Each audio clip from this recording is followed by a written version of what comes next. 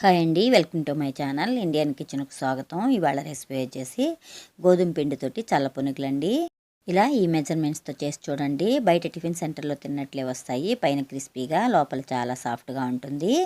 మీరు కనుక first time నా వీడియో చూస్తున్నట్లయితే ప్లీజ్ లైక్ చేయండి, షేర్ చేయండి, సబ్స్క్రైబ్ చేసుకోండి, బెల్ ఐకాన్ ప్రెస్ చేయండి. ముందుగా ఒక గిన్నె తీసుకొని అందులోకి 1 కప్పు నిండా గోధుమ పిండి వేసుకోవాలి. ఒక హాఫ్ టీ స్పూన్ అంత జీలకర్ర, ఒక పావు టీ స్పూన్ అంతా వంట సోడా వేసుకోవాలండి. అలాగే రుచికి సరిపడా ఉప్పు వేసుకొని మనం 1 కప్పు గోధుమ పిండి వేసుకున్నాం కాబట్టి ఒక హాఫ్ కప్పు వరకు పుల్లటి పెరుగు వేసుకోవాలండి. దీనికి పుల్లటి పెరుగు అయితేనే బాగుంటుంది. ఇలా ఒకసారి బాగా కలుపుకోవాలండి. ఇప్పుడు కొంచెం కొంచెంగా వాటర్ వేసి కలుపుకోవాలి, ఉండలేవి లేకుండా. ఇవి చాలా టేస్టీగా ఉంటాయండి.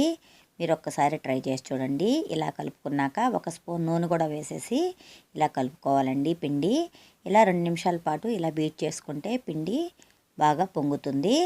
చూడండి, ఇలా ఉండాలండి పిండి అనేది. ఇలా కలుపుకున్నాక దీనిపైన మూత పెట్టుకొని ఒక 2 గంటల పాటు పక్కన పెట్టుకోవాలి. ఇలా పెట్టుకోవడం వల్ల పిండి అనేది బాగా పొంగుతుంది. మీకు టైం లేకపోతే 1 గంట అయినా పక్కన పెట్టుకోవాలండి. పిండిని ఇలా కొంచెం కొంచెంగా తీసుకొని ఇలా వేసుకోవాలి. ఇలా వేసుకోవడం రాకపోతే మనం మామూలుగా పునుగులు వేసుకున్నట్లే వేసుకోవచ్చండి. ఇలా కొంచెం పిండినే తీసుకొని వేసుకోవాలండి, ఎక్కువ వేసుకోకూడదు. ఈ చల్ల పునుగులకి కాంబినేషన్గా పచ్చిమిర్చి టమాటా పచ్చడి చాలా బాగుంటుందండి. తప్పకుండా ట్రై చేయండి. ఇలా అన్నీ వేసేసుకొని 2 వైపులా కాల్చుకోవాలండి. గరిటె తీసుకొని ఇలా రౌండ్గా తిప్పుతూ ఉంటే అన్నీ సమానంగా వేగుతాయి. చూడండి అన్నీ ఎలా పొంగాయో.